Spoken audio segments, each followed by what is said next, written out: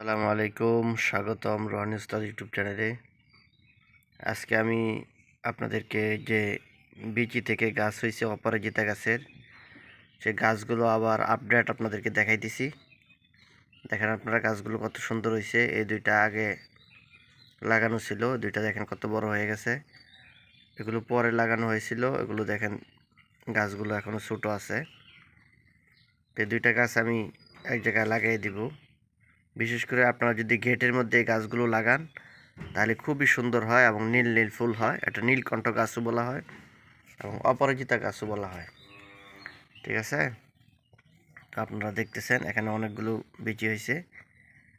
তো এই গাছটা দিয়ে অনেক কাজ করা যায়, বিশেষ করে বশীকরণের কাজ করা যায় এটা শিকড় দিয়ে। তো এই গাছগুলো আপনারা নার্সারিতেও খুঁজে পাবেন।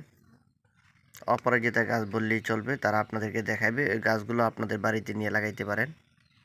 এগুলোর বিচিও হয় সিমের মতো, এগুলো লাগাইলেও আপনাদের চলবে। তো আপনারা বাড়িতে লাগাইবেন এবং এটার অনেক কাজ আছে। পরবর্তীতে এটার কাজ সম্পর্কে আপনাদেরকে ভিডিও বানানো হবে, তো এগুলো আপনারা শিখতে পারবেন। এখন আপনাদেরকে যে গাছটা দেখাইতেছি, এই গাছটার নাম হলো অপরাজিতা গাছ এবং এটাকে বলা হয় নীলকণ্ঠ গাছ। এটা হলো নীল, আর একটা আছে এটার মধ্যে সাদা অপরাজিতা হয়, বিভিন্ন কালারের হয় এবং সাদা এবং নীল এই দুইটাই বেশি কাজের। ঠিক আছে,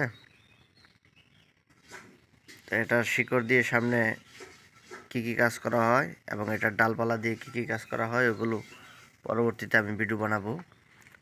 এই জন্য আপনারা চ্যানেলের উপর চোখ রাখবেন, চ্যানেলটা সাবস্ক্রাইব করে রাখবেন। নতুন নতুন আরও স্কিল শিখতে আপনারা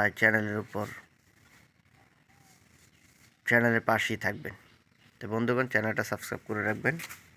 আমি সামনে আরও সুন্দর সুন্দর ভিডিও আপনাদেরকে উপহার দেব।